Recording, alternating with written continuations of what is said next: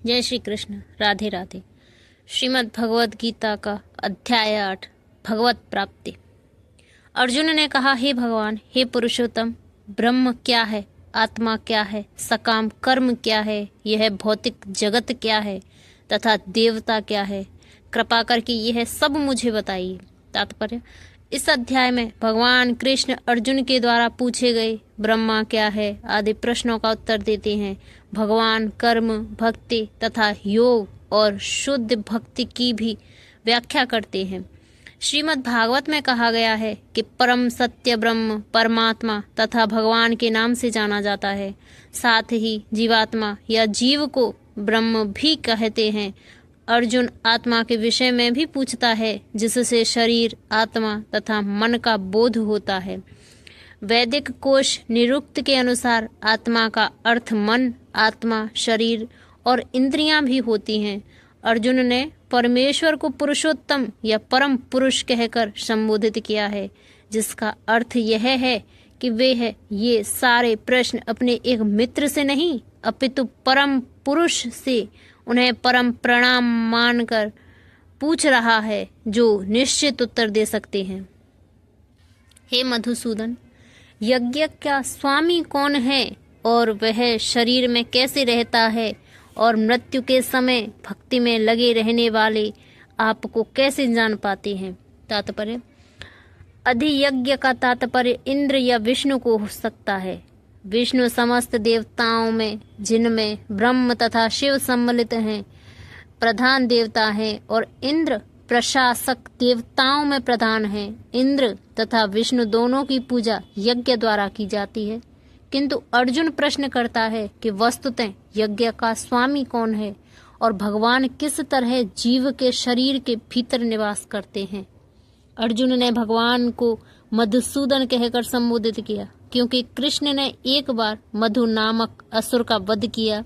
वस्तुतः ये सारे प्रश्न जो शंका के रूप में हैं, अर्जुन के मन में नहीं उठने चाहिए थे, क्योंकि अर्जुन एक कृष्ण भावना भावित भक्त था। अतः ये सारी शंकाएं असुरों के सदृश हैं, चूंकि कृष्ण असुरों के मारने में सिद्ध हस्त थे। अर्जुन उन्हें मधुसूदन कहकर संबोधित करता है, जिससे कृष्ण उसके मन में उठने वाली समस्त आसुरी शंकाओं को नष्ट कर देते हैं। इस श्लोक का प्रयाण काले शब्द भी अत्यंत महत्वपूर्ण है, क्योंकि अपने जीवन में हम जो भी करते हैं उसकी परीक्षा मृत्यु के समय होनी है। अर्जुन उन लोगों के विषय में जो निरंतर कृष्ण भावनामृत में लगे रहते हैं, यह जानने के लिए अत्यंत इच्छुक है कि अंत समय उनकी क्या दशा होगी।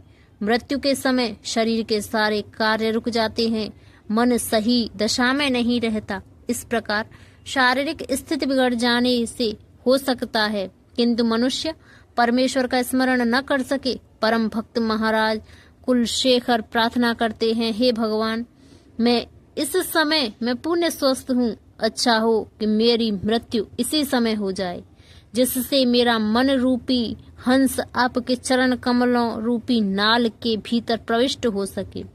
यह रूपक इसलिए प्रयुक्त किया गया क्योंकि हंस जो एक जल पक्षी है, वह कमल के पुष्पों को कुतरने में आनंद का अनुभव करता है। इस तरह वह कमल पुष्प के भीतर प्रवेश करना चाहता है। महाराज कुलशेखर भगवान से कहते हैं, इस समय मेरा मन स्वस्थ है और मैं पूरी तरह स्वस्थ हूँ। यदि मैं आपके चरण कमलों का चिंतन करते हुए तुरंत मर जाऊं तो मुझे विश्वास है कि आपके प्रति मेरा भक्ति पूर्ण हो जाएगी। किंतु यदि मुझे अपनी सहज मृत्यु की प्रतीक्षा करनी पड़े तो मैं नहीं जानता कि क्या होगा, क्योंकि उस समय मेरा शरीर कार्य करना बंद कर देगा, मेरा गला रुंध जाएगा। मुझे पता नहीं कि मैं आपके नाम का जप कर पाऊंगा या नहीं। अच्छा यही होगा कि मुझे तुरंत मर जाने दें। अर्जुन प्रश्न करता है कि ऐसे समय मनुष्य किस तरह कृष्ण के चरण कमलों में अपने मन को स्थिर कर सकता है। भगवान ने कहा, विनाशी और दिव्य जीव ब्रह्मा कहलाता है और उसका नित्य स्वभाव आध्यात्म या आत्मा कहलाता है। जीवों के भौतिक शरीर से संबंधित गतिविधि कर्म या सकाम कर्म कहलाती हैं। तात्पर्य: ब्रह्मा अविनाशी तथा नित्य है और इसका विधान कभी भी नहीं बदलता, किंतु ब्रह्मा से भी परे परम ब्रह्मा होता है। ब्रह्मा का अर्थ जीव तथा परम ब्रह्मा का अर्थ भगवान है। जीव का स्वरूप भौतिक जगत में उसकी स्थिति से भिन्न होता है। भौतिक चेतना में उसका स्वभाव पदार्थ पर प्रभुत्व जताना है, किंतु आध्यात्मिक चेतना या कृष्ण भावनामृत में उसकी स्थिति परमेश्वर की सेवा करना है। जब जीव भौतिक चेतना में होता है तो उसे इस संसार में विभिन्न प्रकार के शरीर धारण करने पड़ते हैं। यह भौतिक चेतना के कारण कर्म अथवा विविध सृष्टि कहलाता है। वैदिक साहित्य में जीव को जीवात्मा तथा ब्रह्मा कहा जाता है, किंतु उसे कभी परम ब्रह्मा नहीं कहा जाता। जीवात्मा विभिन्न स्थितियां ग्रहण करता है। कभी वह अंधकार पूर्ण भौतिक प्रकृति से मिल जाता है और पदार्थ की अपनी स्वरूप मान लेता है। कभी वह परा आध्यात्मिक प्रकृति के साथ मिल जाता है, इसलिए वह परमेश्वर की तटस्था शक्ति कहलाता है। भौतिक या आध्यात्मिक प्रकृति के साथ अपनी पहचान के अनुसार ही उसे भौतिक या आध्यात्मिक शरीर प्राप्त होता है। भौतिक प्रकृति में वह 84 लाख योनियों में से कोई भी शरीर धारण कर सकता है, किंतु आध्यात्मिक प्रकृति में उसका एक ही शरीर होता है। भौतिक प्रकृति में वह अपने कर्म के अनुसार कभी मनुष्य रूप में प्रकट होता है तो कभी देवता, पशु, पक्षी आदि के रूप में प्रकट होता है। स्वर्गलोक की प्राप्ति तथा वहां का सुख भोगने की इच्छा से वह कभी कभी यज्ञ संपन्न करता है, किंतु जब उसका पुण्य क्षीण हो जाता है तो वह पुनः मनुष्य रूप में पृथ्वी पर वापस आ जाता है। यह प्रक्रिया कर्म कहलाती है। छांदोग्य उपनिषद में वैदिक यज्ञ अनुष्ठानों का वर्णन मिलता है। यज्ञ की वेदी में 5 अग्नियों को 5 प्रकार की आहुतियां दी जाती हैं। ये 5 अग्नियां स्वर्गलोक, बादल, पृथ्वी, मनुष्य तथा स्त्री रूप में मानी जाती हैं और श्रद्धा, सोम, वर्षा, अन्न तथा वीर्य ये 5 प्रकार की आहुतियां हैं। यज्ञ प्रकृति में जीव अभीष्ट स्वर्गलोकों की प्राप्ति के लिए विशेष यज्ञ करता है और उन्हें प्राप्त करता है। जब यज्ञ का पुण्य क्षीण हो जाता है तो जीव पृथ्वी पर वर्षा के रूप में उतरता है और अन्न का रूप ग्रहण करता है। इस अन्न को मनुष्य खाता है, जिससे यह वीर्य में परिणत होता है, जो स्त्री के गर्भ में जाकर फिर से मनुष्य का रूप धारण करता है। यह मनुष्य पुनः यज्ञ करता है, पुनः वही चक्र चलता है।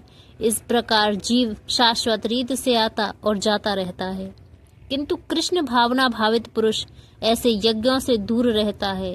वह सीधे कृष्ण भावनामृत ग्रहण करता है और इस प्रकार ईश्वर के पास वापस जाने की तैयारी करता है। भगवत गीता के निर्विशेषवादी भाष्यकार बिना कारण के कल्पना करते हैं कि इस जगत में ब्रह्मा जीव का रूप धारण करता है। इसके समर्थन में गीता के 15वें अध्याय के 7वें श्लोक को अदृश्य करते हैं, किंतु इस श्लोक में भगवान जीव को मेरा शाश्वत अंश भी कहते हैं। भगवान का यह अंश जीव भले ही भौतिक जगत में आ गिरता है, किंतु परमेश्वर अच्युत कभी नीचे नहीं गिरता। अतः यह विचार कि ब्रह्मा जीव का रूप धारण करता है ग्रहा नहीं है। यह स्मरण रखना होगा कि वैदिक साहित्य में ब्रह्म जीवात्मा को परम ब्रह्म परमेश्वर से पृथक माना जाता है। हे देहधारियों में श्रेष्ठ, निरंतर परिवर्तनशील यह भौतिक प्रकृति अधिभूत भौतिक अभिव्यक्त कहलाती है। भगवान का विराट रूप, जिसमें सूर्य तथा चंद्र जैसे समस्त देवता सम्मिलित हैं, अधिदेव कहलाता है तथा प्रत्येक देहधारी में हृदय में परमात्मा स्वरूप स्थित मैं परमेश्वर अधियज्ञ यज्ञ का स्वामी कहलाता हूँ। तात्पर्य, यह भौतिक प्रकृति निरंतर परिवर्तित होती रहती है। सामान्यतः भौतिक शरीरों को 6 अवस्थाओं से निकलना होता है। वे उत्पन्न होते हैं, बढ़ते हैं, कुछ काल तक रहते हैं, कुछ गौण पदार्थ उत्पन्न करते हैं, क्षीण होते हैं और अंत में विलुप्त हो जाते हैं। यह भौतिक प्रकृति अधिभूत कहलाती है। यह किसी निश्चित समय में उत्पन्न की जाती है और किसी निश्चित समय में विनष्ट कर दी जाती है। परमेश्वर के विराट स्वरूप की धारणा, जिसमें सारे देवता तथा उनके लोक सम्मिलित हैं, अधिदेवत कहलाती है। प्रत्येक शरीर में आत्मा सहित परमात्मा का वास होता है, जो भगवान कृष्ण का अंश स्वरूप है। यह परमात्मा अधियज्ञ कहलाता है, हृदय में स्थित होता है। इस श्लोक के प्रसंग में एव शब्द अत्यंत महत्वपूर्ण है, क्योंकि इसके द्वारा भगवान बल देकर कहते हैं कि परमात्मा उनसे भिन्न नहीं है। यह परमात्मा प्रत्येक आत्मा के पास आसीन है, आत्मा के कार्यकलापों का साक्षी है तथा आत्मा की विभिन्न चेतनाओं का उद्गम है। यह परमात्मा प्रत्येक आत्मा को मुक्त भाव से कार्य करने की छूट देता है और उसके कार्यों पर निगरानी रखता है। परमेश्वर के इन विविध स्वरूपों के सारे कार्य उस कृष्ण भावना भावित भक्त को स्वतः स्पष्ट हो जाते हैं, जो भगवान की दिव्य सेवा में लगा रहता है। अधिदेवत नामक भगवान के विराट स्वरूप का चिंतन उन नवदीक्षितों के लिए है, जो भगवान के परमात्मा स्वरूप तक नहीं पहुंच पाते। अतः उन्हें परामर्श दिया जाता है कि वे उस विराट पुरुष का चिंतन करें, जिसके पांव अधोलोक हैं, जिनके नेत्र सूर्य और तथा चंद्र हैं, तथा जिसका सिर उच्च लोक है। और जीवन के अंत में जो केवल मेरा स्मरण करते हुए शरीर का त्याग करता है, वह तुरंत मेरे स्वभाव को प्राप्त करता है। इसमें रंच मात्र भी संदेह नहीं है। तात्पर्य: इस श्लोक में कृष्ण भावनामृत की महत्ता दर्शित की गई है। जो कोई भी कृष्ण भावनामृत में अपना शरीर छोड़ता है, वह तुरंत परमेश्वर के दिव्य स्वभाव मदभाव को प्राप्त होता है। परमेश्वर शुद्धाति शुद्ध हैं। जो व्यक्ति कृष्ण भावना भावित होता है, वह भी शुद्धाति शुद्ध होता है। स्मरण शब्द महत्वपूर्ण है। श्री कृष्ण का स्मरण उस अशुद्ध जीव से नहीं हो सकता जिसने भक्ति में रहकर कृष्ण भावनामृत का अभ्यास नहीं किया। मनुष्य को चाहिए कि जीवन के प्रारंभ से ही कृष्ण भावनामृत का अभ्यास करे। यदि जीवन के अंत में सफलता वांछनीय है तो कृष्ण का स्मरण करना अनिवार्य है। मनुष्य को निरंतर हरे कृष्ण कृष्ण कृष्ण हरे हरे, हरे राम राम राम हरे हरे इस महामंत्र का जप करना चाहिए। भगवान चैतन्य ने उपदेश दिया है कि मनुष्य को वृक्ष के समान सहिष्णु होना चाहिए। हरे कृष्ण कृष्ण कृष्ण हरे हरे, हरे राम राम राम हरे हरे का जप करने वाले व्यक्ति को अनेक व्यवधानों का सामना करना पड़ सकता है, तो भी इस महामंत्र का जप करते रहना चाहिए, जिससे जीवन के अंत समय कृष्ण भावनामृत का पूरा लाभ प्राप्त हो सके। हे कुंती पुत्र, शरीर त्यागते समय मनुष्य जिस भाव का स्मरण करता है, वह उस भाव को निश्चित रूप से प्राप्त होता है। तात्पर्य: यहाँ पर मृत्यु के समय अपना स्वभाव बदलने की विधि का वर्णन है। जो व्यक्ति अंत समय कृष्ण का चिंतन करते हुए शरीर त्यागता है, उसे परमेश्वर का दिव्य स्वभाव प्राप्त होता है। किंतु यह सत्य नहीं कि यदि कोई मृत्यु के समय कृष्ण के अतिरिक्त और कुछ सोचता है तो उसे भी दिव्य अवस्था प्राप्त होती है। हमें इस बात पर विशेष ध्यान देना चाहिए। तो फिर कोई मन की सही अवस्था में किस प्रकार मरे। महापुरुष होते हुए भी महाराज भरत ने मृत्यु के समय एक हिरण का चिंतन किया। अगले जीवन में हिरण के शरीर में उनका देहांतरण हुआ। यद्यपि हिरण के रूप में उन्हें अपने विगत कर्मों की स्मृति थी, किंतु उन्हें पशु शरीर धारण करना ही पड़ा। निसंदेह मनुष्य के जीवन भर के विचार संचित होकर मृत्यु के समय उसके विचारों को प्रभावित करते हैं। इस जीवन में उसका अगला जीवन बनता है। अगर कोई इस जीवन में सतोगुणी होता है और निरंतर कृष्ण का चिंतन करता है, तो संभावना यही है कि मृत्यु के समय उसे कृष्ण का स्मरण बना रहे। इससे उसे कृष्ण के दिव्य स्वभाव को प्राप्त करने की सहायता मिलेगी। यदि कोई दिव्य रूप से कृष्ण की सेवा में लीन रहता है तो उसका अगला शरीर दिव्य आध्यात्मिक ही होगा, भौतिक नहीं। जीवन के अंत समय अपने स्वभाव को सफलता पूर्वक बदलने के लिए हरे कृष्ण कृष्ण कृष्ण हरे हरे, हरे राम राम राम हरे हरे का जप करना सर्वश्रेष्ठ विधि है। अतएव हे अर्जुन, तुम्हें सदैव कृष्ण रूप में मेरा चिंतन करना चाहिए और साथ ही युद्ध करने के कर्तव्य को भी पूरा करना चाहिए। अपने कर्मों को मुझे समर्पित करके तथा अपने मन एवं बुद्धि को मुझ में स्थिर करके तुम निश्चित रूप से मुझे प्राप्त कर सकोगे।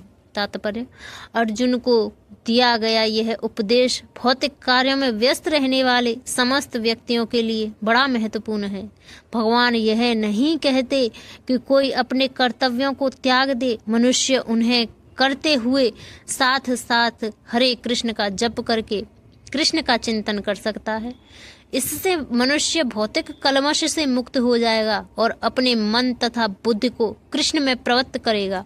कृष्ण का नाम जप करने में मनुष्य परम धाम कृष्ण लोक को प्राप्त होगा, इसमें कोई संदेह नहीं है। हे पार्थ, जो व्यक्ति मेरा स्मरण करने में अपना मन निरंतर लगाए रखकर अविचलित भाव से भगवान के रूप में मेरा ध्यान करता है, वह मुझको अवश्य ही प्राप्त होता है। तात्पर्य: इस श्लोक में भगवान कृष्ण अपने स्मरण किए जाने की महत्ता पर बल देते हैं। महामंत्र हरे कृष्ण का जप करने से कृष्ण की स्मृति हो जाती है। भगवान के शब्दोच्चार, ध्वनि के जप तथा श्रवण के अभ्यास से मनुष्य के कान, जीव तथा मन व्यस्त रहते हैं। इस ध्यान का अभ्यास अत्यंत सुगम है और इससे परमेश्वर को प्राप्त करने में सहायता मिलती है। पुरुषम का अर्थ भोक्ता है। यद्यपि सारे जीव भगवान की तटस्था शक्ति हैं, किंतु वे भौतिक कलमश से युक्त हैं। वे स्वयं को भोक्ता मानते हैं, जबकि वे होते नहीं। यहाँ पर स्पष्ट उल्लेख है कि भगवान ही अपने विभिन्न स्वरूपों तथा नारायण, वासुदेव आदि स्वांशों के रूप में परम भोक्ता है। भक्त हरे कृष्ण का जप करके अपनी पूजा के लक्ष्य परमेश्वर का, उनके किसी भी रूप नारायण, कृष्ण, राम आदि का निरंतर चिंतन कर सकता है। ऐसा करने से वह शुद्ध हो जाता है। निरंतर जप करते रहने से जीवन के अंत में वह भगवत धाम को जाता है। योग अंतकरण के परमात्मा का ध्यान है। इसी प्रकार हरे कृष्ण के जप द्वारा मनुष्य अपने मन को परमेश्वर में स्थिर करता है। मन चंचल है, अतः आवश्यक है कि मन को बलपूर्वक कृष्ण चिंतन में लगाया जाए। उसे उस एक प्रकार की कीट का दृष्टांत दिया जाता है। जो तितली बनना चाहता है वह इसी जीवन में तितली बन जाता है। इसी प्रकार यदि हम निरंतर कृष्ण का चिंतन करते रहें तो यह निश्चित है कि हम जीवन के अंत में कृष्ण जैसा शरीर प्राप्त कर सकेंगे।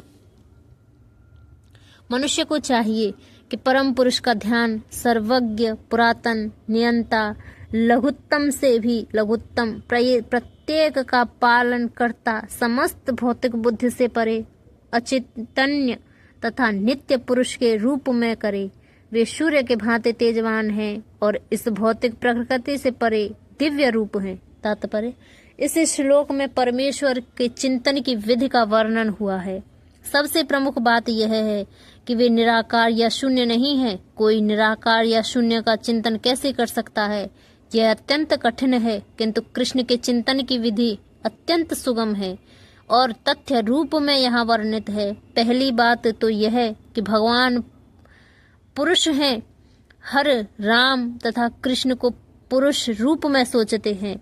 चाहे कोई राम का चिंतन करे या कृष्ण का, वे जिस तरह के हैं उसका वर्णन भगवत गीता के इस श्लोक में किया गया है। भगवान कवि हैं, अर्थात वे भूत, वर्तमान तथा भविष्य के ज्ञाता हैं। अतः वे सब कुछ जानने वाले हैं। वे प्राचीनतम पुरुष हैं, क्योंकि वे समस्त वस्तुओं के उद्गम हैं। प्रत्येक वस्तु उन्हीं से उत्पन्न है। वे ब्रह्मांड के परम नियंता भी हैं। वे मनुष्यों के पालक तथा शिक्षक हैं। वे अणु से भी सूक्ष्म हैं। जीवात्मा बाल अग्रभाग के 10,000वें अंश के बराबर हैं, किंतु भगवान अचैतन्य रूप से इतने लघु हैं कि वे इस अणु के भी हृदय में प्रविष्ट रहते हैं।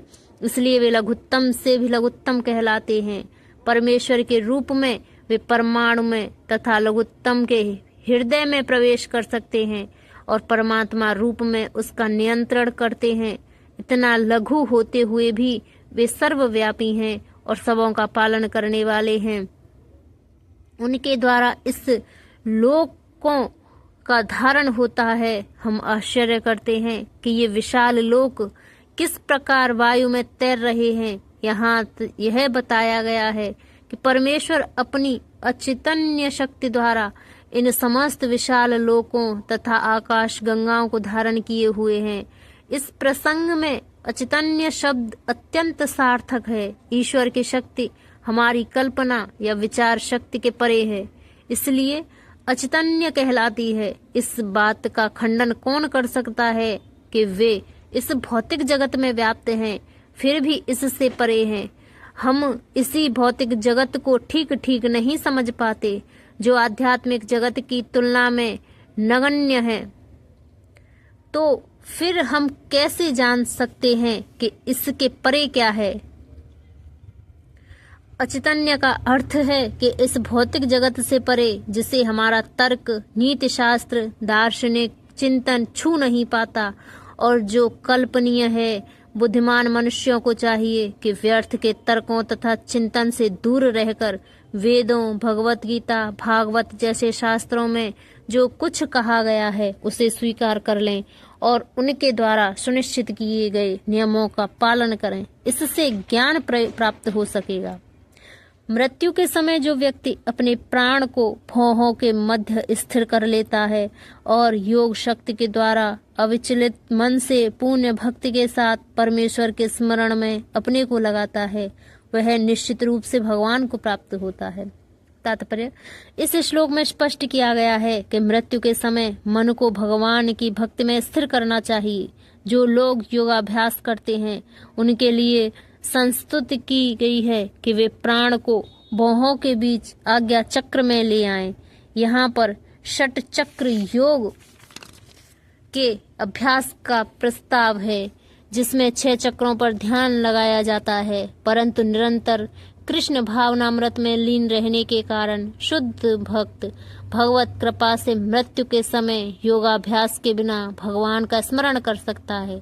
इसकी व्याख्या 14वें श्लोक में की गई है। इस श्लोक में योग बलिन शब्द का विशिष्ट प्रयोग महत्वपूर्ण है, क्योंकि योग के अभाव में चाहे वह षट चक्र योग हो या भक्ति योग, मनुष्य कभी भी मृत्यु के समय इस दिव्य अवस्था को प्राप्त नहीं होता। कोई भी मृत्यु के समय परमेश्वर का सहसा स्मरण नहीं कर पाता। उसे किसी न किसी योग का, विशेषतः भक्ति योग का अभ्यास होना चाहिए। क्योंकि मृत्यु के समय मनुष्य का मन अत्यधिक विचलित रहता है। अपने जीवन के मनुष्यों को योग के माध्यम से अध्यात्म का अभ्यास करना चाहिए। जो वेदों के ज्ञाता हैं, जो ओंकार का उच्चारण करते हैं, जो संन्यास आश्रम के बड़े बड़े मुनि हैं, वे ब्रह्मा में प्रवेश करते हैं। ऐसी सिद्धि की इच्छा करने वाले ब्रह्मचर्य व्रत का अभ्यास करते हैं। अब मैं तुम्हें वह विधि बताऊंगा जिससे कोई भी व्यक्ति मुक्ति लाभ कर सकता है। तात्पर्य: श्री कृष्ण अर्जुन के लिए षट चक्र योग की विधि का अनुमोदन कर चुके हैं, जिसमें प्राण को भौहों के मध्य स्थिर करना होता है। यह मानकर कि हो सकता है अर्जुन को षट चक्र योग अभ्यास न आता हो, कृष्ण अगले श्लोक में इसकी विधि बताते हैं। भगवान कहते हैं कि ब्रह्म यद्यपि अद्वितीय है, किंतु उसके अनेक स्वरूप होते हैं। विशेषता निर्विशेषवादियों के लिए अक्षर या ओंकार ब्रह्मा है। कृष्ण यहाँ पर निर्विशेष ब्रह्मा के विषय में बता रहे हैं, जिसमें सन्यासी प्रवेश करते हैं। ज्ञान की वैदिक पद्धति में छात्रों को प्रारंभ से गुरु के पास रहने से ब्रह्मचर्य व्रत का पालन करते हुए ओंकार का उच्चारण तथा परम निर्विशेष ब्रह्मा की शिक्षा दी जाती है। इस प्रकार वे ब्रह्मा के 2 स्वरूपों से परिचित होते हैं। यह प्रथा छात्रों के आध्यात्मिक जीवन के विकास के लिए अत्यावश्यक है, किंतु इस समय ऐसा ब्रह्मचर्य जीवन, अविवाहित जीवन बिता पाना बिल्कुल असंभव नहीं। विश्व का सामाजिक ढांचा इतना बदल चुका है कि छात्र जीवन के प्रारंभ से ब्रह्मचर्य जीवन बिताना संभव नहीं। यद्यपि विश्व में ज्ञान की विभिन्न शाखाओं के लिए अनेक संस्थाएं हैं, किंतु ऐसी मान्यता प्राप्त एक भी संस्था में नहीं है जहां ब्रह्मचर्य के सिद्धांतों में शिक्षा प्रदान की जा सके। ब्रह्मचर्य के बिना आध्यात्मिक जीवन में उन्नति कर पाना अत्यंत कठिन है। इस कलयुग के लिए शास्त्रों के आदेश के अनुसार भगवान चैतन्य ने घोषणा की है कि भगवान कृष्ण के पवित्र नाम हरे कृष्ण कृष्ण कृष्ण हरे हरे, हरे राम राम राम हरे हरे के जप के अतिरिक्त परमेश्वर के साक्षात्कार का कोई अन्य उपाय नहीं है। समस्त इंद्रिय क्रियाओं से विरक्त को योग की स्थिति योग धारणा कहा जाता है। इंद्रियों के समस्त द्वारों को बंद करके तथा मन को हृदय में और प्राणवायु को सिर पर केंद्रित करके मनुष्य अपने को योग में स्थापित करता है। तात्पर्य, इस श्लोक में बताई गई विधि से योगाभ्यास के लिए सबसे पहले इंद्रिय भोग के सारे द्वार बंद करने होते हैं। यह प्रत्याहार तथा इंद्रिय विषयों से इंद्रियों को हटाना कहलाता है। इसमें ज्ञान इंद्रियों नेत्र, कान, नाक, जीभ तथा स्पर्श को पूर्णतः वश में करके उन्हें इंद्रिय तृप्ति में लिप्त होने नहीं दिया जाता। इस प्रकार मन हृदय में स्थित परमात्मा पर केंद्रित होता है और प्राणवायु को सिर के ऊपर चढ़ाया जाता है। इसका विस्तृत वर्णन 6 अध्याय में हो चुका है, किंतु जैसा कि पहले कहा जा चुका है, अब यह विधि व्यवहारिक नहीं है। सबसे उत्तम विधि तो कृष्ण भावनामृत है। यदि कोई भक्ति में अपने मन को कृष्ण में स्थिर करने में समर्थ है तो उसके लिए अविचलित दिव्य समाधि में बने रहना सुगम हो जाता है। इस योगाभ्यास में स्थित होकर तथा अक्षरों के परम संयोग यानी ओंकार का उच्चारण करते हुए यदि कोई भगवान का चिंतन करता है और अपने शरीर का त्याग करता है तो वह निश्चित रूप से आध्यात्मिक लोकों को जाता है। तात्पर्य, यहाँ स्पष्ट उल्लेख हुआ है कि ओम ब्रह्मा तथा भगवान कृष्ण परस्पर भिन्न नहीं है। ओम कृष्ण की निर्विशेष ध्वनि है, लेकिन हरे कृष्ण में यह ओम सन्निहित है। इस युग के लिए हरे कृष्ण मंत्र जप को स्पष्ट संतुष्ट है। अतः यदि कोई हरे कृष्ण कृष्ण कृष्ण हरे हरे, हरे राम राम राम हरे हरे इस मंत्र का जप करते हुए शरीर त्यागता है तो वह अपने अभ्यास के गुणानुसार आध्यात्मिक लोकों में से किसी एक लोक को जाता है। कृष्ण के भक्त कृष्ण लोक या गौलोक वृंदावन को जाते हैं। सगुणवादियों के लिए आध्यात्मिक आकाश में अनेक लोक हैं जिन्हें वैकुंठ लोक कहते हैं, किंतु निर्विशेषवादी तो ब्रह्म ज्योति में ही रह जाते हैं। हे अर्जुन, जो अनन्य भाव से निरंतर मेरा स्मरण करता है उसके लिए मैं सुलभ हूँ, क्योंकि वह मेरी भक्ति में प्रवृत्त रहता है। तात्पर्य, इस श्लोक में उन निष्काम भक्तों द्वारा प्राप्तव्य अंतिम गंतव्य का वर्णन है जो भक्ति योग के द्वारा भगवान की सेवा करते हैं। पिछले श्लोकों में 4 प्रकार के भक्तों का वर्णन हुआ है। आर्त, जिज्ञासु, अर्थार्थी तथा ज्ञानी। मुक्ति की विभिन्न विधियों का भी वर्णन हुआ है। कर्म योग, ज्ञान योग तथा हठ योग। इन योग पद्धतियों के नियमों में कुछ न कुछ भक्ति मिली रहती है, लेकिन इस श्लोक में शुद्ध भक्ति योग का वर्णन है जिसमें ज्ञान, कर्म या हठ का मिश्रण नहीं होता, जैसा कि अनन्य चेतता शब्द से सूचित होता है। भक्ति योग में भक्त कृष्ण के अतिरिक्त और कोई इच्छा नहीं करता। शुद्ध भक्त न तो स्वर्ग लोक जाना चाहता है, न ब्रह्म ज्योति से तादात्म्य का मोक्ष या भव बंधन से मुक्ति ही चाहता है। शुद्ध भक्त किसी भी वस्तु की इच्छा नहीं करता। चैतन्य चरितामृत में अशुद्ध भक्त को निष्काम कहा गया है, उसे ही पुण्य शांति का लाभ होता है, उन्हें नहीं जो स्वार्थ में लगे रहते हैं। एक और जहाँ ज्ञान योगी, कर्म योगी या हठ योगी का अपना अपना स्वार्थ है, वहीं पुण्य भक्त में भगवान को प्रसन्न करने के अतिरिक्त अन्य कोई इच्छा नहीं होती। भगवान कहते हैं कि जो एक निष्ठ भाव से उनकी भक्ति में लगा रहता है, उसे वे सरलता से प्राप्त होते हैं। शुद्ध भक्त सदैव कृष्ण के विभिन्न रूपों में से किसी एक ही भक्ति में लगा रहता है। कृष्ण के अनेक श्वांश तथा अवतार हैं, यथा राम तथा नरसिंह, जिनमें से भक्त किसी एक रूप को चुनकर उसकी प्रेम भक्ति में मन को स्थिर कर सकता है। ऐसा भक्त को उन अनेक समस्याओं का सामना नहीं करना पड़ता जो अन्य योग के अभ्यासकर्ताओं को झेलनी पड़ती हैं। भक्ति योग अत्यंत सरल, शुद्ध तथा सुगम है। इसका शुभारंभ हरे कृष्ण जप से किया जा सकता है। भगवान सबों पर कृपालु हैं, किंतु जैसा कि पहले कहा जा चुका है, जो अनन्य भाव से उनकी सेवा करते हैं वे उनके ऊपर विशेष कृपालु रहते हैं। भगवान ऐसे भक्तों की सहायता अनेक प्रकार से करते हैं, जैसा कि वेदों में कठोपनिषद में कहा गया है, जिसने पूरी तरह से भगवान की शरण ले ली है और जो उनकी भक्ति में लगा हुआ है, वही भगवान को यथा रूप में समझ सकता है। तथा गीता में भी कहा गया है, ऐसे भक्त जो भगवान पर्याप्त बुद्धि प्रदान करते हैं, जिससे वह उन्हें भगवत धाम में प्राप्त कर सकें। शुद्ध भक्त का सबसे बड़ा गुण यह है कि वह देश तथा काल का विचार किए बिना अनन्य भाव से कृष्ण का ही चिंतन करता रहता है। उसको किसी तरह का व्यवधान नहीं होना चाहिए। उसे कहीं भी और किसी भी समय अपना सेवा कार्य करते रहने में समर्थ होना चाहिए।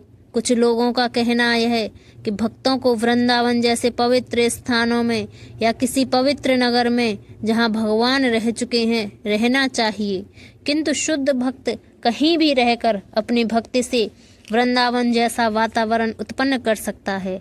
श्री अद्वैत ने चैतन्य महाप्रभु से कहा, आप जहाँ भी हैं हे प्रभु, वहीं वृंदावन है। जैसा कि सततम तथा नित्यश शब्दों में सूचित होता है, शुद्ध भक्त निरंतर कृष्ण का ही स्मरण करता है और उन्हीं का ध्यान करता है। ये शुद्ध भक्त के गुण हैं, जिनके लिए भगवान सहज सुलभ हैं। गीता समस्त योग पद्धतियों में से भक्ति योग की ही संस्तुति करती है। सामान्यतः भक्ति योग 5 प्रकार से भक्ति में लगे रहते हैं। शांत भक्त, जो उदासीन रहकर भक्ति में युक्त होते हैं। दास्य भक्त, जो दास के रूप में भक्ति में युक्त होते हैं। सख्य भक्त, जो सखा रूप में भक्ति में युक्त होते हैं। वात्सल्य भक्त, जो माता पिता के भांति भक्ति में युक्त होते हैं। तथा 5वां माधुर्य भक्त, जो परमेश्वर के साथ दाम्पत्य प्रेमी की भांति भक्ति में युक्त होते हैं। शुद्ध भक्त इनमें से किसी में भी परमेश्वर की प्रेम भक्ति में युक्त होता है और उन्हें कभी नहीं भूल पाता, जिससे भगवान उसे सरलता से प्राप्त हो जाते हैं। इस प्रकार शुद्ध भक्त क्षण भर के लिए भी भगवान को नहीं भूलता, उसी प्रकार भगवान भी अपने शुद्ध भक्त को क्षण भर के लिए नहीं भूलते। हरे कृष्ण कृष्ण कृष्ण हरे हरे, हरे राम राम राम हरे हरे। इस महामंत्र के कीर्तन की कृष्ण भावना भावित विधि का यही सबसे बड़ा आशीर्वाद है।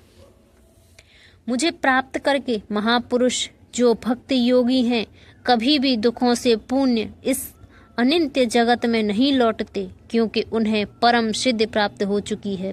तात्पर्य, क्योंकि यह निश्चर जगत जन्म जरा तथा मृत्यु के क्लेशों से पुण्य है, अतः जो परम सिद्धि प्राप्त करता है और परम लोक कृष्ण लोक या गौलोक वृंदावन को प्राप्त होता है, वह वहां से कभी वापस नहीं आना चाहता। इस परम लोक को वेदों में अव्यक्त अक्षर या परमागति कहा गया है। दूसरे शब्दों में यह लोक हमारी भौतिक दृष्टि से परे है, अवर्णीय है, किंतु यह चरम लक्ष्य है जो महात्माओं का गंतव्य है। महात्मा अनुभव सिद्धि भक्तों से दिव्य संदेश प्राप्त करते हैं और इस प्रकार वे धीरे धीरे कृष्ण भावनामृत में भक्ति विकसित करते हैं। और दिव्य सेवा में इतने लीन हो जाते हैं कि वे न तो किसी भौतिक लोक में जाना चाहते हैं, यहाँ तक कि न ही वे किसी आध्यात्मिक लोक में जाना चाहते हैं। वे केवल कृष्ण तथा कृष्ण का सामीप्य चाहते हैं, अन्य कुछ नहीं। यह जीवन की सबसे बड़ी सिद्धि है। इस श्लोक में भगवान कृष्ण के सगुणवादी भक्तों का विशेष रूप से उल्लेख हुआ है। ये भक्त कृष्ण भावनामृत में जीवन की परम सिद्धि प्राप्त करते हैं। दूसरे शब्दों में वे सर्वोच्च आत्माएं हैं। इस जगत में सर्वोच्च लोक से लेकर निम्नतर सारे लोक दुखों के घर हैं, जहाँ जन्म तथा मरण का चक्कर लगा रहता है। किंतु हे कुंती पुत्र, जो मेरे धाम को प्राप्त कर लेता है वह फिर कभी जन्म नहीं लेता। तात्पर्य, समस्त योगियों को, चाहे वे कर्म योगी हो, ज्ञान योगी हो, हठ योगी हो, अनंततः भक्ति योग या कृष्ण भावनामृत में भक्ति की सिद्धि प्राप्त करनी होती हो, तभी वे कृष्ण के दिव्य धाम को जा सकते हैं, जहाँ से वे फिर कभी वापस नहीं आते। किंतु जो सर्वोच्च भौतिक लोकों अर्थात देवलोकों को प्राप्त होता है, उसका पुनर्जन्म होता रहता है। जिस प्रकार इस पृथ्वी के लोक उच्च लोकों को जाते हैं, उसी तरह ब्रह्मलोक, चंद्रलोक, इंद्रलोक जैसे उच्चतर लोकों से लोग पृथ्वी पर गिरते रहते हैं। छांदोग्य उपनिषद में जिस पांचाग्नि विद्या का विधान है, उससे मनुष्य ब्रह्मलोक को प्राप्त कर सकता है। किंतु यदि ब्रह्मलोक में वह कृष्ण भावनामृत का अनुशीलन नहीं करता, तो उसे पृथ्वी पर फिर से लौटना पड़ता है। जो उच्चतर लोकों में कृष्ण भावनामृत में प्रगति करते हैं, वे क्रमशः और ऊपर जाते रहते हैं और प्रलय के समय से नित्य परम धाम को भेज दिए जाते हैं। श्रीधर स्वामी ने अपने भगवत गीता भाष्य में यह श्लोक उद्धृत किया है। जब इस भौतिक ब्रह्मांड का प्रलय होता है, तो ब्रह्म तथा कृष्ण भावनामृत में निरंतर प्रवृत्त उनके भक्त अपनी इच्छानुसार आध्यात्मिक ब्रह्मांड को तथा विशिष्ट वैकुंठ लोकों को भेज दिए जाते हैं।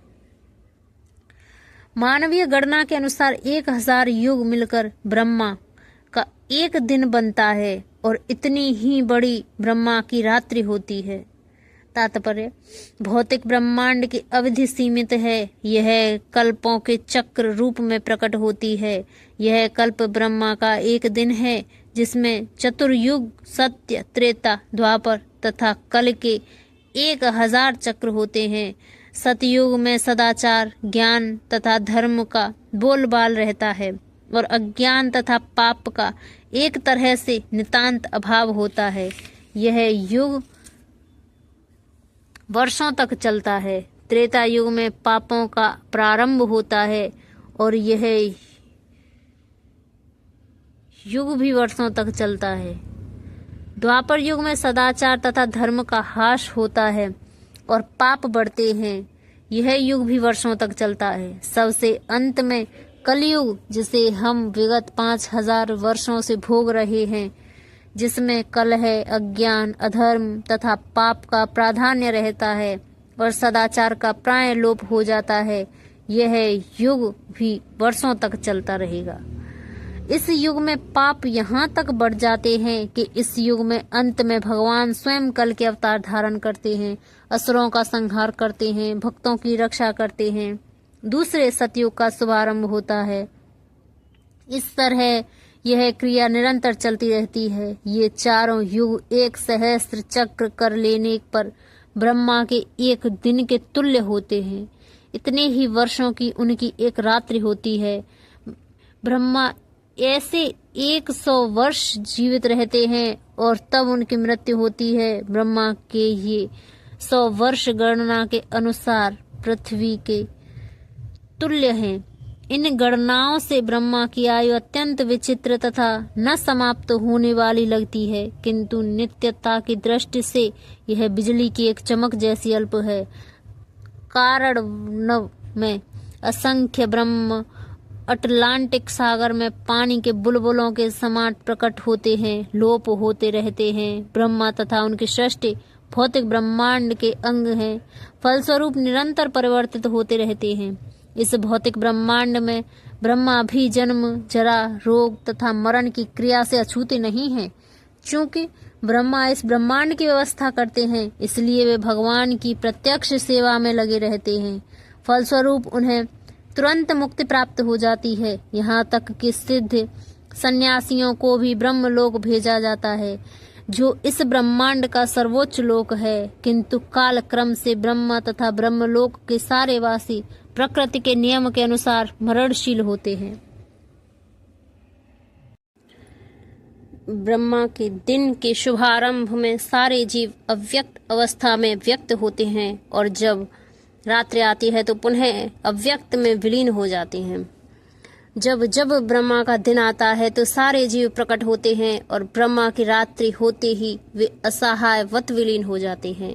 तात्पर्य: अल्पज्ञानी पुरुष जो इस भौतिक जगत में बने रहना चाहते हैं, उच्चतर लोकों को प्राप्त कर सकते हैं, किंतु उन्हें पुनः इस धरालोक पर आना होता है। वे ब्रह्मा का दिन होने पर इस जगत के उच्चतर तथा निम्नतर लोकों में अपने कार्यों का प्रदर्शन करते हैं, किंतु ब्रह्मा की रात्रि होते ही वे विनष्ट हो जाते हैं। दिन में उन्हें भौतिक कार्यों के लिए नाना शरीर प्राप्त होते रहते हैं, किंतु रात्रि के होते ही उनके शरीर विष्णु के शरीर में विलीन हो जाते हैं। वे पुनः ब्रह्म का दिन आने पर प्रकट होते हैं। भूत्वा भूत्वा प्रलीयते, दिन के समय वे प्रकट होते हैं और रात्रि के समय पुनः विनष्ट हो जाते हैं। अंत गोत्वा, जब ब्रह्मा का जीवन समाप्त होता है तो उन सब का संहार हो जाता है। वे करोड़ों वर्षों तक अप्रकट रहते हैं। अन्य कल्प में ब्रह्मा का पुनर्जन्म होने पर वे पुनः प्रकट होते हैं। इस प्रकार वे भौतिक जगत के जादू से मोहित होते रहते हैं। किंतु जो बुद्धिमान व्यक्ति कृष्ण भावनामृत स्वीकार करते हैं, वे इस मनुष्य जीवन का उपयोग भगवान की भक्ति करने में तथा हरे कृष्ण मंत्र का कीर्तन करने में बिताते हैं। इस प्रकार वे इसी जीवन में कृष्ण लोकों को प्राप्त होते हैं और वहां पर पुनर्जन्म के चक्कर से मुक्त होकर सतत आनंद का अनुभव करते हैं। इसके अतिरिक्त एक अन्य अव्यक्त प्रकृति है जो शाश्वत है और इस व्यक्त तथा अव्यक्त पदार्थ से परे है। यह परा, श्रेष्ठ और कभी नाश न होने वाली है। जब इस संसार का सब कुछ लय हो जाता है तब भी उसका नाश नहीं होता। तात्पर्य: कृष्ण की पराशक्ति दिव्य और शाश्वत है। यह उस भौतिक प्रकृति के समस्त परिवर्तनों से परे है जो ब्रह्मा के दिन के समय व्यक्त और रात्रि के समय अव्यक्त विनष्ट होती रहती है। कृष्ण की पराशक्ति भौतिक प्रकृति के गुणों के सर्वथा विपरीत है। परा तथा अपरा प्रकृति की व्याख्या 7वें अध्याय में हुई है, जिसे वेदांती अप्रकट तथा अविनाशी बताते हैं। जो परम गंतव्य है, जिसे प्राप्त कर लेने पर कोई वापस नहीं आता, वही मेरा परम धाम है। तात्पर्य: ब्रह्म संहिता में भगवान कृष्ण के परम धाम को चिंतामणि धाम कहा गया है, जो ऐसा स्थान है जहाँ सारी इच्छाएं पूर्ण होती हैं। भगवान कृष्ण का परम धाम गोलोक वृंदावन कहलाता है और वह पारस मणि से निर्मित प्रसादों से युक्त है। वहाँ पर वृक्ष भी हैं जिन्हें अल्पतरु कहा जाता है, जो इच्छा होने पर किसी भी तरह का खाद्य पदार्थ प्रदान करने वाले हैं। वहाँ गौएं भी हैं जिन्हें सुरभि गौएं कहा जाता है और वे अनंत दुग्ध देने वाली हैं। इस धाम में भगवान की सेवा के लिए लाखों लक्ष्मियां हैं। वे आदि भगवान गोविंद तथा समस्त कारणों के कारण कहलाती हैं। भगवान बंसी बजाते हैं। उनका दिव्य स्वरूप समस्त लोकों में सर्वाधिक आकर्षक है। उनके नेत्र कमल दलों के समान हैं। उनका शरीर मेघों के वर्ण का है। वे इतने रूपवान हैं कि उनका सौंदर्य हजारों कामदेवों को मात करता है। वे पीत वस्त्र धारण करते हैं। उनके गले में माला रहती है और केशों में मोर पंख लगे रहते हैं। भगवत गीता में भगवान कृष्ण अपने निजी धाम गोलोक वृंदावन का संकेत मात्र करते हैं, जो आध्यात्मिक जगत के सर्वश्रेष्ठ लोक है। इसका विशद वृत्तांत ब्रह्म संहिता में मिलता है। वैदिक ग्रंथ कठोर उपनिषद बताते हैं कि भगवान का धाम सर्वश्रेष्ठ है और यही परम धाम है। एक बार वहां पहुंचकर फिर से भौतिक संसार में वापस नहीं आना होता। कृष्ण का परम धाम तथा स्वयं कृष्ण अभिन्न है। क्योंकि वे दोनों एक से गुण वाले हैं। आध्यात्मिक आकाश में स्थित इस गोलोक वृंदावन की प्राकृतिक वृंदावन इस पृथ्वी पर दिल्ली से 10 मील दक्षिण पूर्व स्थित है। जब कृष्ण ने इस पृथ्वी पर अवतार ग्रहण किया था तो उन्होंने इसी भूमि पर, जिसे वृंदावन कहते हैं और जो भारत के मथुरा जिले के 84 वर्ग मील में फैला हुआ है, क्रीड़ा की थी। भगवान जो सबसे महान हैं, अनन्य भक्ति द्वारा ही प्राप्त किए जा सकते हैं। यद्यपि वे अपने धाम में विराजमान रहते हैं तो भी वे सर्वव्यापी हैं और उनमें सब कुछ स्थित है। तात्पर्य, यहाँ यह स्पष्ट बताया गया है कि जिस परम धाम से फिर लौटना नहीं होता वह परम पुरुष कृष्ण का धाम है। ब्रह्म संहिता में इस परम धाम को आनंद चिन्मय रस कहा गया है, जो ऐसा स्थान है जहाँ सभी वस्तुएं परम आनंद से पूर्ण हैं।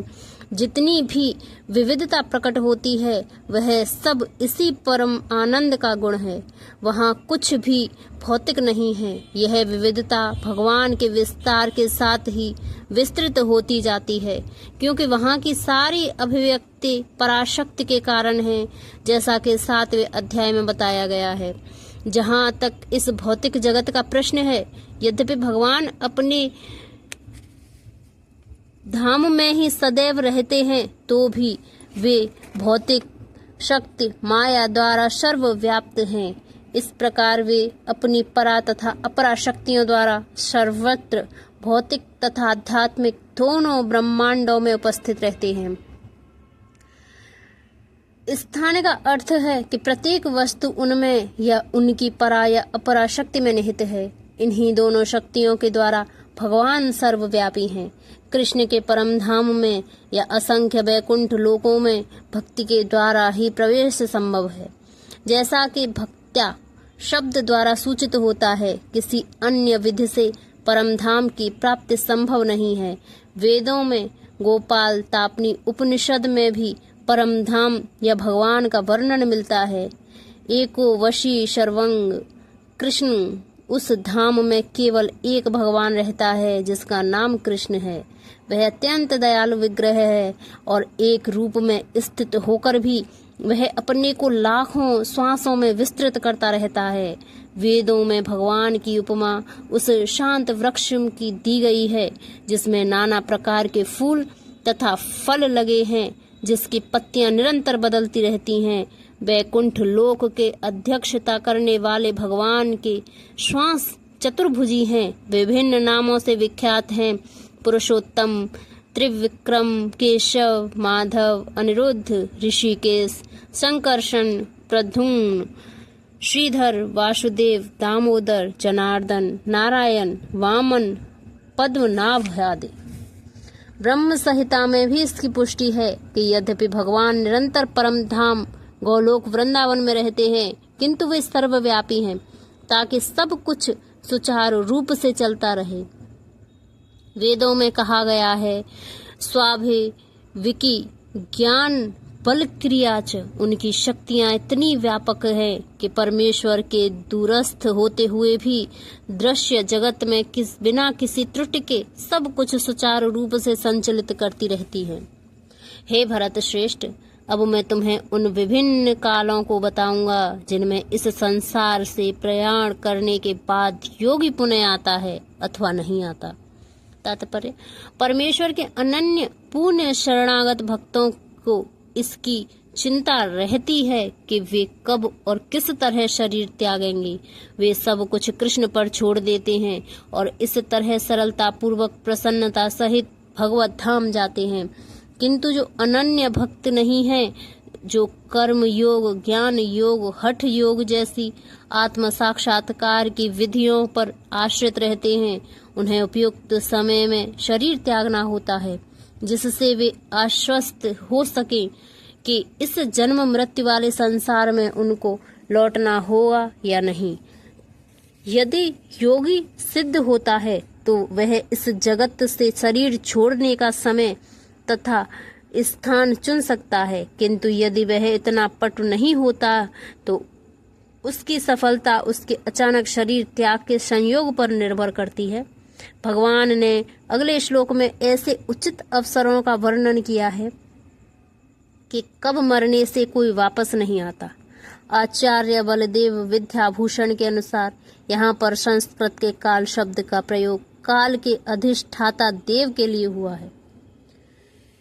जो परम ब्रह्म के ज्ञाता हैं वे अग्निदेव के प्रभाव में, प्रकाश में, दिन के शुभ लक्षण में, शुक्ल पक्ष में या जब सूर्य उत्तरायण में रहता है उन 6 मासों में इस संसार से शरीर त्यागने पर उस परम ब्रह्म को प्राप्त करते हैं। तात्पर्य, जब अग्नि, प्रकाश, दिन या पक्ष का उल्लेख रहता है तो यह समझना चाहिए कि इन सबों के अधिष्ठाता देव होते हैं जो आत्मा की यात्रा की व्यवस्था करते हैं। मृत्यु के समय मन मनुष्य को नवीन जीवन मार्ग पर ले जाता है। यदि कोई अकस्मात या योजना पूर्वक उपयुक्त समय पर शरीर त्याग करता है तो उसके लिए निर्विशेष ब्रह्म ज्योति प्राप्त कर पाना संभव होता है। योग में सिद्ध योगी अपना शरीर को त्यागने के समय तथा स्थान की व्यवस्था कर सकते हैं। अन्यों का इस पर कोई वश नहीं होता। यदि संयोगवश वे शुभ मुहूर्त में शरीर त्यागते हैं तब तो उनको जन्म मृत्यु के चक्र में लौटना नहीं पड़ता, अन्यथा उनके पुनरावर्तन की संभावना बनी रहती है। किंतु कृष्ण भावनामृत में शुद्ध भक्त के लिए लौटने का कोई भय नहीं रहता, चाहे वह शुभ मुहूर्त में शरीर त्याग करे या अशुभ क्षण में, चाहे अकस्मात शरीर त्याग करे या स्वेच्छापूर्वक। जो योगी धुएं रात्रि कृष्ण पक्ष में या सूर्य के दक्षिणायन में रहने के 6 महीनों में दिवगंत होता है वह चंद्रलोक को जाता है, किंतु वहां से पुनः पृथ्वी पर चला आता है। तात्पर्य, भागवत के 3 स्कंद में कपिल मुनि उल्लेख करते हैं कि जो लोग कर्मकांड या यज्ञ कांड में निपुण हैं वे मृत्यु होने पर चंद्रलोक को प्राप्त करते हैं। ये महान आत्माएं चंद्रमा पर लगभग 10,000 वर्षों तक देवों की गणना से रहती हैं और सोमरस का पान करते हुए जीवन का आनंद भोगती हैं। अंत तोगत्वास वे पृथ्वी पर लौट आती हैं। इसका अर्थ यह हुआ कि चंद्रमा में उच्च श्रेणी के प्राणी रहते हैं, भले ही हम अपनी स्थूल इंद्रियों से उन्हें देख ना सकें। वैदिक मतानुसार इस संसार से प्रयाण करने के 2 मार्ग हैं, एक प्रकाश का, दूसरा अंधकार का। जब मनुष्य प्रकाश के मार्ग पर जाता है तो वह वापस नहीं आता, किंतु अंधकार के मार्ग से जाने वाला पुनः लौट कर आता है। तात्पर्य, आचार्य बलदेव विद्याभूषण ने छांदोग्य उपनिषद से ऐसा ही विवरण उद्घट किया है जो अनादि काल से सकाम कर्मी या दार्शनिक चिंतन रहे हैं वे निरंतर आवागमन करते रहते हैं। वस्तुतः उन्हें परम मोक्ष प्राप्त नहीं होता क्योंकि वे कृष्ण की शरण में नहीं जाते। हे अर्जुन, यद्यपि भक्तगण इन दोनों मार्गों को जानते हैं किंतु वे मोहग्रस्त नहीं होते, अतः तुम भक्ति में सदैव स्थिर रहो। तात्पर्य, कृष्ण अर्जुन को उपदेश दे रहे हैं कि उसे इस जगत से आत्मा के प्रयाण करने के विभिन्न मार्गों को सुनकर विचलित नहीं होना चाहिए। भगवत भक्त को इसकी चिंता नहीं होनी चाहिए कि वे स्वेच्छा से मरेगा या देव वशात। भक्त को कृष्ण भावनामृत में दृढ़ता पूर्वक स्थित रहकर हरे कृष्ण का जप करना चाहिए। उसे यह जान लेना चाहिए कि इन दोनों मार्गों में से किसी को भी चिंता करना कष्टदायक है। कृष्ण भावनामृत में तल्लीन होने की सर्वोत्तम विधि यही है कि भगवान की सेवा में सदैव रत रहा जाए। इसमें भगवत धाम का मार्ग स्वतः सुगम, सुनिश्चित तथा सीधा होगा। इस श्लोक का योग युक्त शब्द विशेष रूप से महत्वपूर्ण है। जो योग में स्थित है वह अपनी सभी गतिविधियों में निरंतर कृष्ण भावनामृत में रत रहता है। श्री रूप गोस्वामी का उपदेश है, अनाश यक्त विषयाम यथा हर मुप युजन। मनुष्य को सांसारिक कार्यों से अनासक्त रहकर कृष्ण भावनामृत में सब कुछ करना चाहिए। इस विधि से जैसे योक्त वैराग्य कहते हैं। मनुष्य सिद्धि प्राप्त करता है, अतएव भक्त कभी इन वर्णनों से विचलित नहीं होता, क्योंकि वह जानता है कि भक्ति के कारण भगवत धाम तक का उसका प्रयाण सुनिश्चित है। जो व्यक्ति भक्ति मार्ग स्वीकार करता है वह वेदाध्ययन, तपस्या, दान, दार्शनिक तथा सकाम कर्म करने से प्राप्त होने वाले फलों से वंचित नहीं होता। वह मात्र भक्ति संपन्न करके इन समस्त फलों की प्राप्ति करता है और अंत में परम नित्य धाम को प्राप्त होता है। तात्पर्य यह श्लोक 7वें तथा 8वें अध्यायों का उपसंहार है, जिनमें कृष्ण भावनामृत तथा भक्ति का विशेष वर्णन है। मनुष्य को अपने गुरु के निर्देशन में वेद अध्ययन करना होता है, उन्हीं के आश्रम में रहते हुए तपस्या करनी होती है। ब्रह्मचारी को गुरु के घर में एक दास के भांति रहना पड़ता है। द्वार द्वार भिक्षा मांगकर गुरु के पास लाना होता है। उसे गुरु के आदेश पर ही भोजन करना होता है, और यदि किसी दिन गुरु शिष्य को भोजन करने के लिए बुलाना भूल जाए तो शिष्य को उपवास करना होता है। ब्रह्मचर्य पालन के ये कुछ वैदिक नियम हैं। अपने गुरु के आश्रम में जब छात्र 5 से 20 वर्ष तक वेदों का अध्ययन कर लेता है तो वह परम चरित्रवान बन जाता है। वेदों के अध्ययन मनोधर्मियों के मनोरंजन के लिए नहीं, अपितु चरित्र निर्माण के लिए हैं। इस प्रशिक्षण के बाद ब्रह्मचारी के गृहस्थ जीवन में प्रवेश करके विवाह करने की अनुमति दी जाती है। गृहस्थ के रूप में उसे अनेक यज्ञ करने होते हैं, जिससे वह आगे उन्नति कर सके। उसे देश, काल, पात्र के अनुसार सात्विक, राजसिक तथा तामसिक दान में अंतर करते हुए दान देना होता है। जैसा कि भगवत गीता में वर्णित है, गृहस्थ जीवन के बाद वानप्रस्थ आश्रम ग्रहण करना पड़ता है, जिसमें उसे जंगल में रहते हुए वृक्ष की छाल पहनकर तथा शौर कर्म आदि किए बिना कठिन तपस्या करनी होती है। इस प्रकार मनुष्य ब्रह्मचर्य, गृहस्थ, वानप्रस्थ तथा अंत में संन्यास आश्रम का पालन करते हुए जीवन की सिद्ध अवस्था को प्राप्त होता है। तब इनमें से कुछ स्वर्ग लोक को जाते हैं, और यदि वे और अधिक उन्नति करते हैं तो उच्च लोकों को जाते हैं, या तो निर्विशेष ब्रह्म ज्योति को, या वैकुंठ लोक, या कृष्ण लोक को जाते हैं। वैदिक ग्रंथों में इसी मार्ग की रूपरेखा प्राप्त होती है, किंतु कृष्ण भावनामृत की विशेषता यह है कि मनुष्य एक ही झटके में भक्ति करने के कारण मनुष्य जीवन के विभिन्न आश्रमों में अनुष्ठानों को पार कर जाता है। इन विदित्वा शब्द सूचित करते हैं कि मनुष्य भगवत गीता को इस अध्याय में तथा 7वें अध्याय में दिए हुए कृष्ण के उपदेशों को समझना चाहिए। उसे विद्वता या मनोधर्म से इन दोनों अध्यायों को समझने का प्रयास नहीं करना चाहिए, अपितु भक्तों को की संगति से श्रवण करके समझना चाहिए। 7वें से लेकर 12वें तक के अध्याय भगवत गीता के सार रूप हैं। प्रथम 6 अध्याय तथा अंतिम 6 अध्याय इन मध्यवर्ती अध्यायों के लिए आवरण मंत्र हैं, जिनकी सुरक्षा भगवान करते हैं।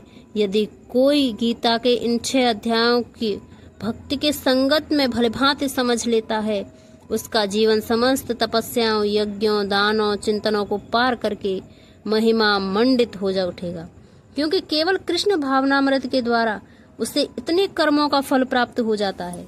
जिसे भगवत गीता में तनिक भी श्रद्धा नहीं है, उसे किसी भक्त से भगवत गीता समझनी चाहिए, क्योंकि 4थे अध्याय के प्रारंभ में ही कहा गया है, केवल भक्तगण ही गीता को समझ सकते हैं, अन्य कोई भी भगवत गीता के अभिप्राय को नहीं समझ सकता। मनुष्य को चाहिए कि वह किसी भक्त से भगवत गीता पढ़े, मनोधर्मियों से नहीं। यह श्रद्धा का सूचक है। जब भक्त की खोज की जाती है और अनंत भक्त की संगति प्राप्त हो जाती है, उसी क्षण से भगवत गीता का वास्तविक अध्ययन तथा उनका ज्ञान प्रारंभ हो जाता है। भक्त की संगति से भक्ति आती है, और भक्ति के कारण कृष्ण या ईश्वर तथा कृष्ण के कार्यकलापों, उनके रूप, नाम, लीलाओं आदि से संबंधित सारे भ्रम दूर हो जाते हैं।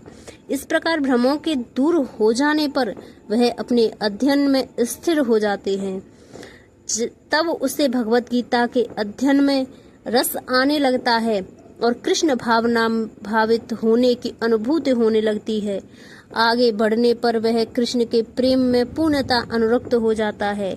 यह जीवन की सर्वोच्च सिद्ध अवस्था है जिससे कृष्ण के धाम गोलोक वृंदावन को प्राप्त होता है, जहाँ वह नित्य सुखी रहता है। इस प्रकार श्रीमद् भगवत गीता के 8वें अध्याय भगवत प्राप्ति का भक्ति वेदांत तात्पर्य पूर्ण हुआ। जय श्री कृष्ण।